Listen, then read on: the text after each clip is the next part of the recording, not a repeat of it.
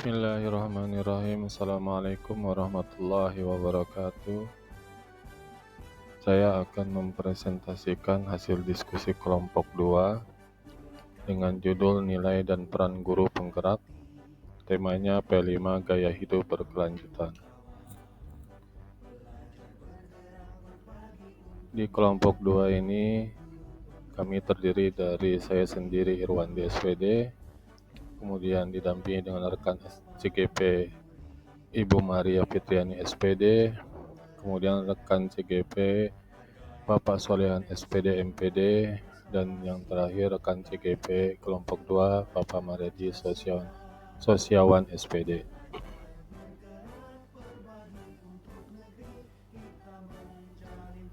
Nilai-nilai guru penggerak ada 5. Yang pertama adalah berpihak pada murid, yaitu menciptakan lingkungan belajar yang asik, aman, nyaman, dan menyenangkan, dan mengembangkan potensinya.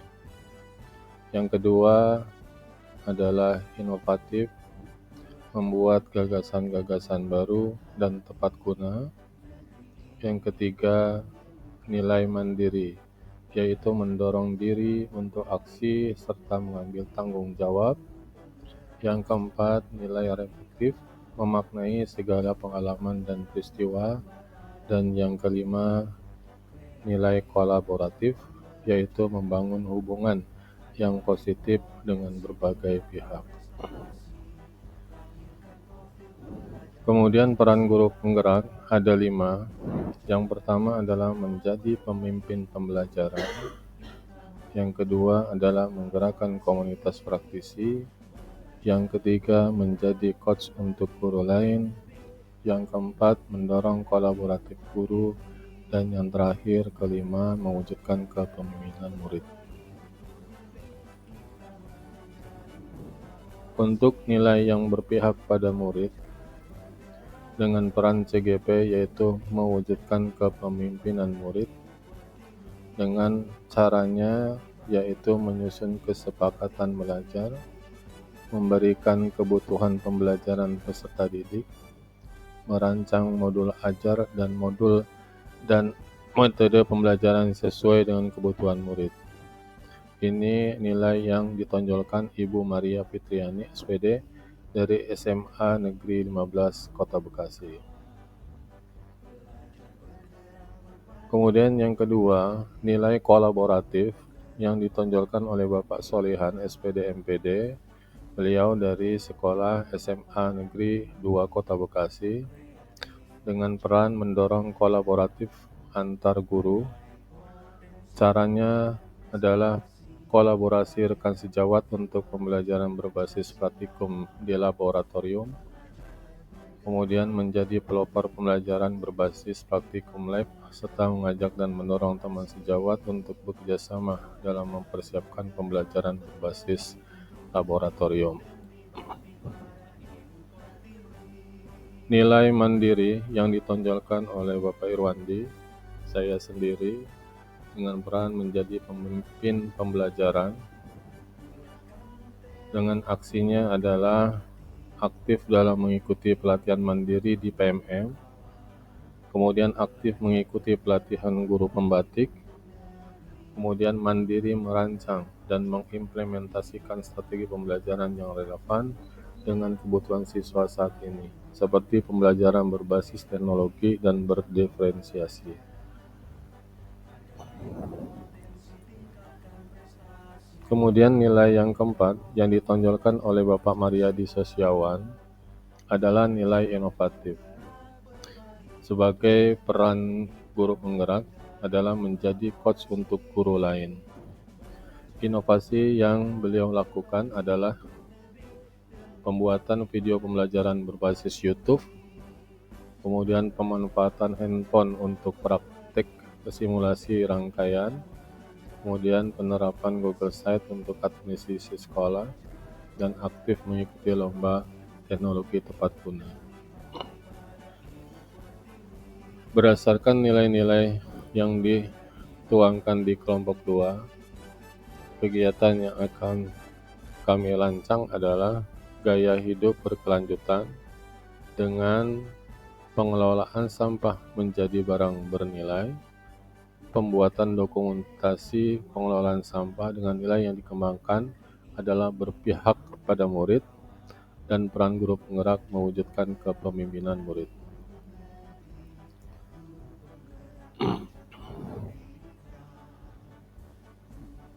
Dari nilai berpihak pada murid sebagai peran mewujudkan kepemimpinan murid, kegiatan P5 dengan gaya hidup berkelanjutan adalah pengelolaan sampah menjadi barang bernilai.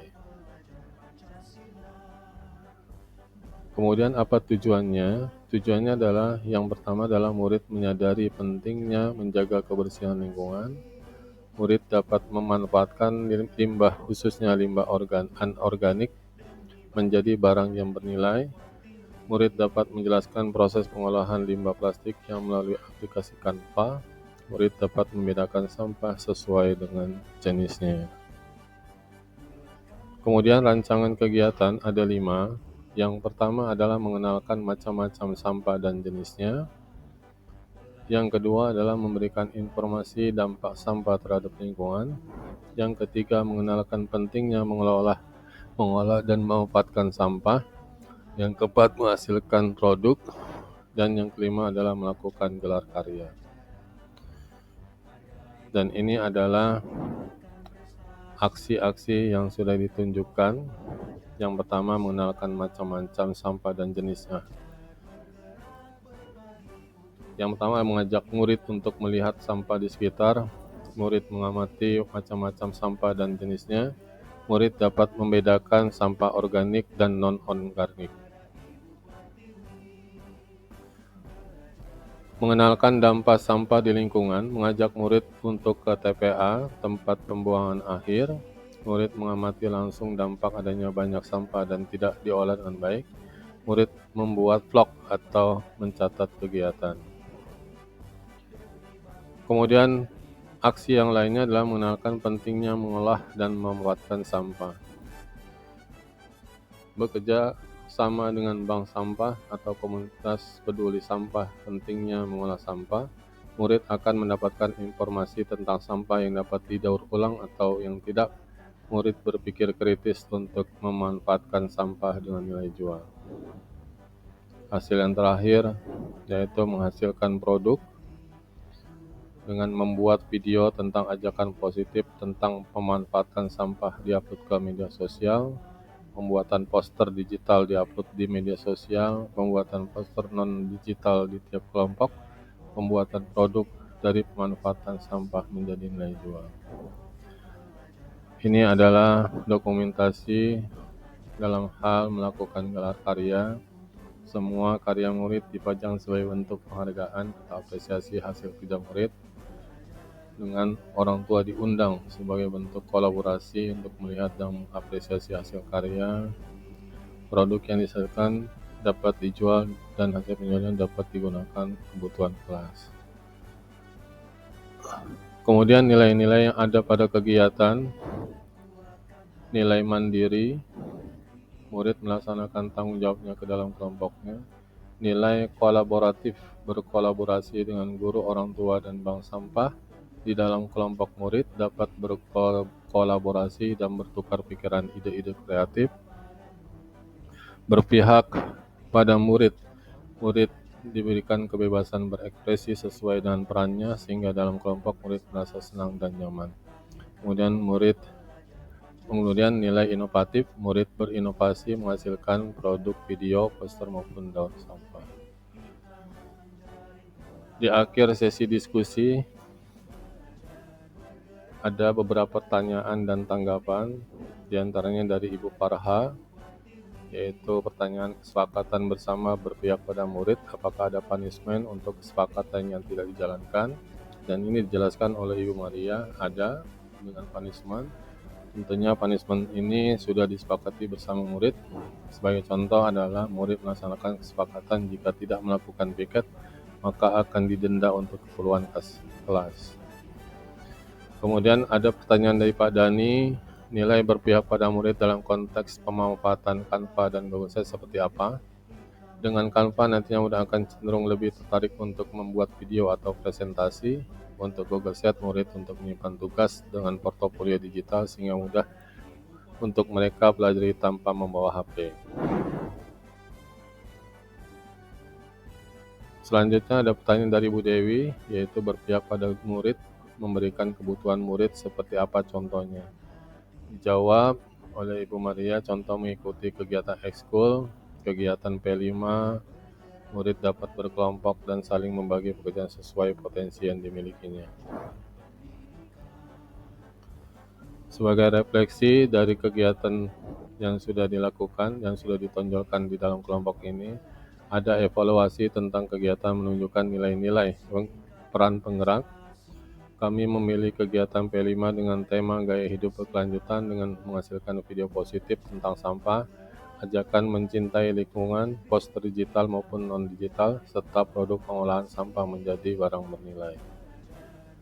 Di akhir presentasi ini saya menyimpulkan atau kelompok kami menyimpulkan bahwa guru penggerak harus memiliki nilai dan peran guru penggerak untuk melakukan perubahan. Guru harus melakukan inovatif dalam pelajaran berpihak pada murid. Demikian presentasi dari kelompok 2. Mudah-mudahan bisa diambil manfaatnya. Terima kasih atas perhatiannya. Wassalamualaikum warahmatullahi wabarakatuh.